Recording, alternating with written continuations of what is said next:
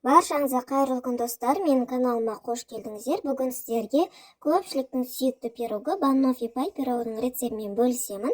Бұл пирогтың дәмі торт секілді болып шығады. Өте дәмді пирогтардың бірі, қыздар, міндетті түрде жасап көріңіздер. Видеоның соңына дейін менімен бірге болыңыздар.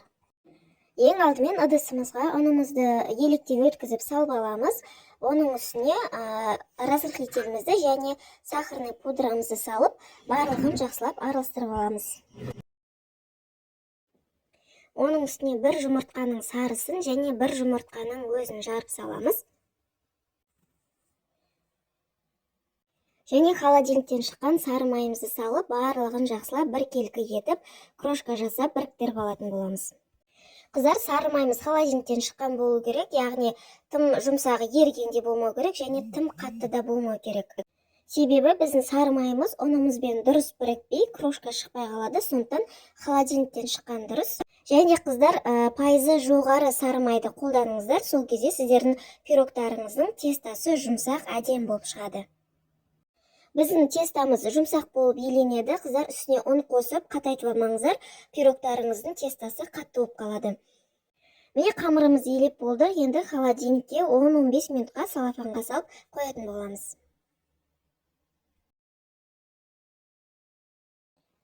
Қамырымызды холодильникке 10-15 минут қойғаннан кейін алып формамызға осылай жайып аламыз. Барлық жағына бір келкі тегіс етіп жайып шығатын боламыз. Қыздар, мендегі форманың диаметрі 24. Шетіне бортиктерін шығарып, жақсылап жайып аламыз, және де вилканың көмегімен ортасын, шетін жақсылап тесіп шығамыз, және осы қамырдың өзін пеште пісіріп алатын боламыз, қыздар. Алдын ала қысып тұрған пеште 160-170 градуста 20-25 минуттай қызарғанша пісіріп аламыз. Тестамыз пісіп шықты, енді бөлме температурасында толығымен суығанша қоямыз. Оған дейін біз пирогымыздың кремін жасай береміз. Ыдысымызға осылай сливкимізді өлшеп құйып аламыз. Қыздар, сливкиміз міндетті түрде холодильниктен шыққан болу керек, мұздай, және де проценті 30%-дан жоғары болу керек. Сливкимізді миксердің көмегімен алдымен жай жылдамдығымен бастап, жайлап жылдамдығын көтере отырып, жақсылап көпіргенше айналдырып аламыз.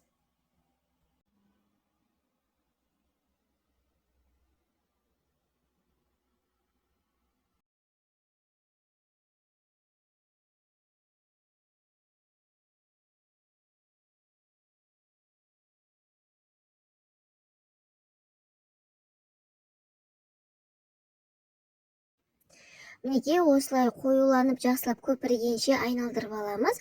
Енді өлшеп алған сахарный пудрамызды салып, тағы да миксердің көмегімен миксерлеп аламыз. Сіздер қалауларыңызша креміне творожный сыр қосып жасасаңыздар да болады. Олайда пирогтың дәмі өте дәмді болады. Менде творожный сыр болмай қалды, сол үшін тек сливки мен сахарный пудраның өзінен жасадым.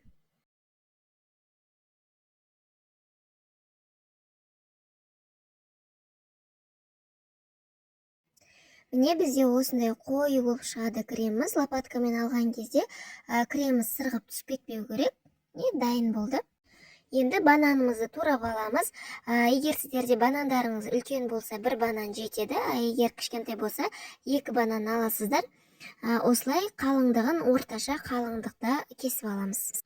Біздің тестамыз суды формасынан босатып, үстіне вареный сгущенкамызды жағып аламыз. Үлкен ас қасықпен 3 ас қасық алып, барлық жеріне бір келкі етіп жағып шығамыз. Варенкамызды жақ болғаннан кейін жаңағы турап алған банандарымызды бетіне әдемілеп орналастырып шығамыз.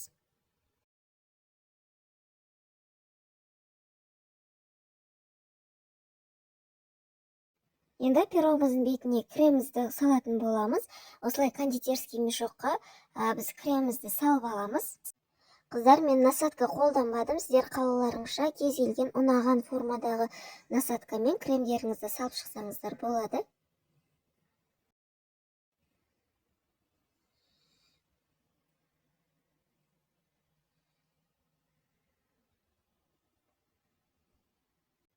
Енді кремімізді пирогымыздың бетіне осылай әдемілеп құйып шығамыз.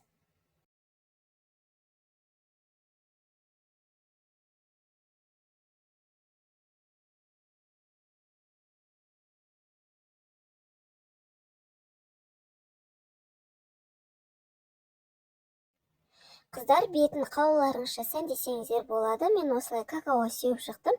Енді пирогымызды 2-3 сағатқа холодильникке кремі сіңгенше қоятын боламыз.